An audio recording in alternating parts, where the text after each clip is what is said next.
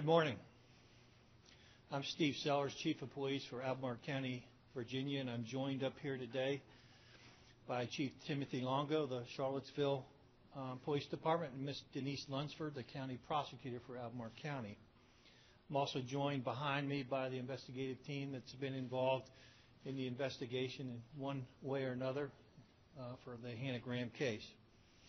On behalf of the Albemarle County Police Department and my colleague, Chief Longo, our sincere appreciation goes out to many community members and citizens who assisted in the search for Hannah Graham. WAR supported our efforts each and every day behind the scenes.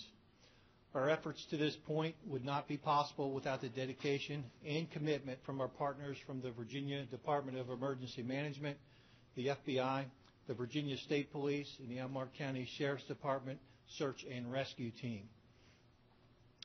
Too numerous to mention, we are also grateful for the public safety professionals who contributed resources to this effort. Following the discovery of Hannah Graham's remains in Albemarle County by a sergeant from the Chesterfield County Sheriff's Office on October 18th, the criminal investigation transitioned from the Charlottesville Police Department to the Albemarle County Police Department. This transition was made extremely easy since Chief Longo requested our involvement in the search and investigation at the very early stages. To best maintain continuity throughout the investigation, Chief Longo graciously allowed some of his resources to continue working with my investigative team throughout the last several months. Following an extensive investigation and successful multi-jurisdictional partnership, the Albemarle County Police Department has completed our investigation into the disappearance and death of Hannah Graham.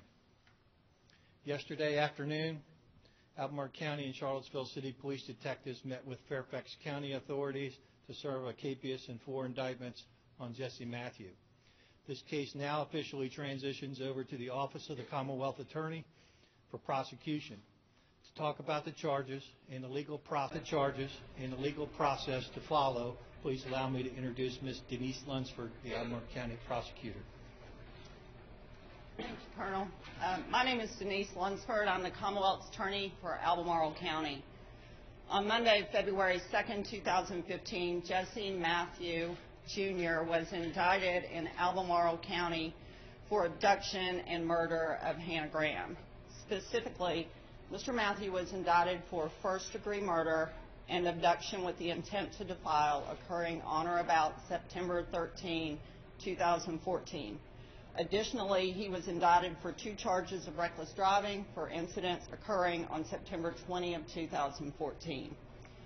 These indictments signal the beginning of the next phase in what has been an incredibly difficult process for the family of Hannah Graham, for our community, and for the men and women of the many departments and agencies who have worked on this matter since September of last year. The prosecutions for the abduction and murder of Hannah will bring Mr. Matthew to justice for these crimes that were committed against Hannah Graham, against her family, and against our community. There are likely many questions that you have that I can't answer.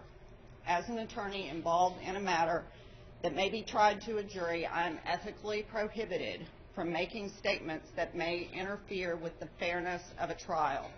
Our office has always strictly adhered to this rule, and this case is no different. As a result, I will not be commenting on the evidence, on the penalty that may be sought, or on trial strategy. However, I hope that I can answer some of the questions that I believe you may have. You will note that Mr. Matthew is charged with first-degree murder and abduction with the intent to defile. He is not charged with capital murder. The decision of how to charge in a specific case is very difficult, and oftentimes there are many considerations that go into charging decisions. I'm not going to discuss the specific facts and circumstances that led to this consideration for ethical reasons. However, understand that a great deal of serious thought went into this determination, including the impact on the community, the Grahams, and the need to provide Mr. Matthew with a fair trial.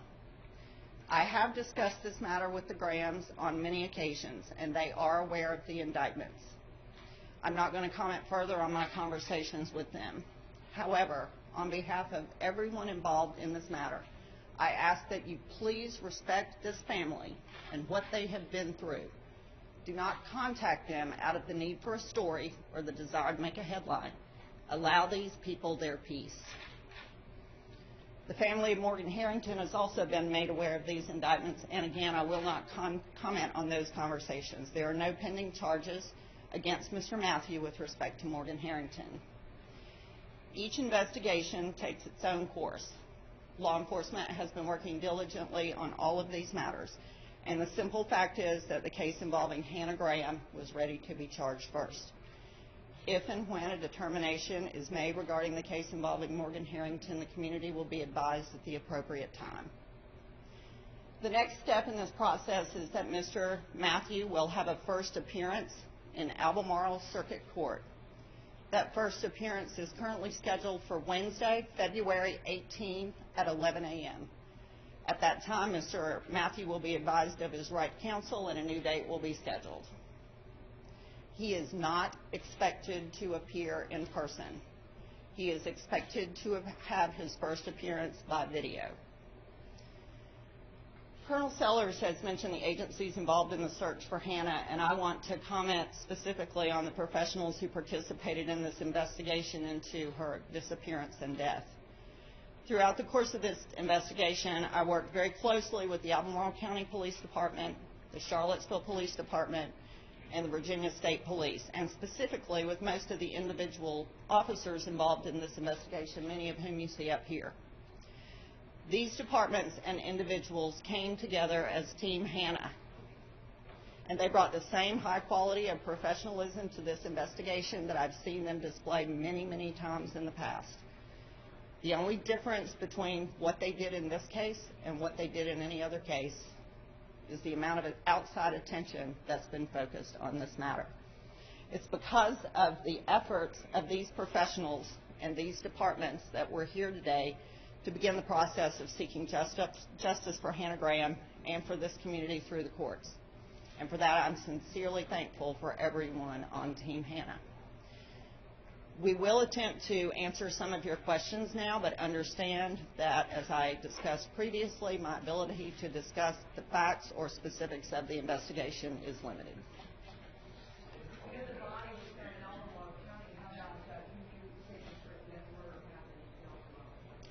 Jurisdiction in Albemarle County is permitted, or venue in Albemarle County is permitted because that's where the body is found. Other than that, I'm not going to comment.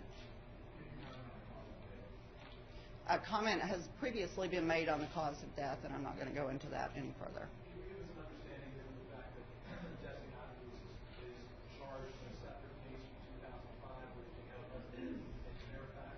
How this will all play out? Is he now Albemarle County's priority, or is that a case that will be heard there before this is addressed? It's hard to say how the cases will proceed in terms of which will go first. As you may know, Fairfax has a date scheduled for Friday, I think, to schedule a trial date. The two cases are sort of connected because there's the same defendant. Other than that, it really doesn't matter which prosecution goes first. It only matters that we're able to provide a fair trial. Can you just, as an individual who focused on this as part of Team Hannah, speak from one's heart about what this moment means? There have been a series of women, most recently Hannah Graham, who was believed to have been sexually assaulted and then killed by this man. This is a really tough check to this community, and for you, a massive moment of relief that you think it's finally done. Well, as I mentioned earlier, I'm very proud of the effort that these officers put into this case, of all these officers and departments of working together and pulling together as a team from September 13, 14 through today. I'm proud of the work that they've done, and I'm pleased that we're able to bring these charges. Can you say anything about any of the evidence that led to these charges?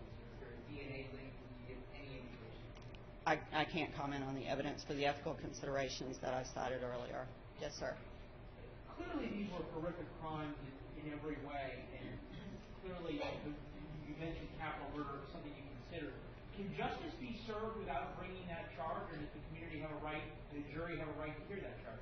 What charge? Capital murder. The charges that the jury will hear are the charges that the prosecutor feels comfortable and feels the prosecutor has probable cause to bring. in this case, first-degree murder and abduction with the intent to defile. The penalty for the 2 felony charges, the abduction with the intent and the first-degree murder, are 20 years to life. So it's a substantial penalty that the jury will be able to consider. There have been no discussions with the defendant at this point. I can't comment any further. Come on.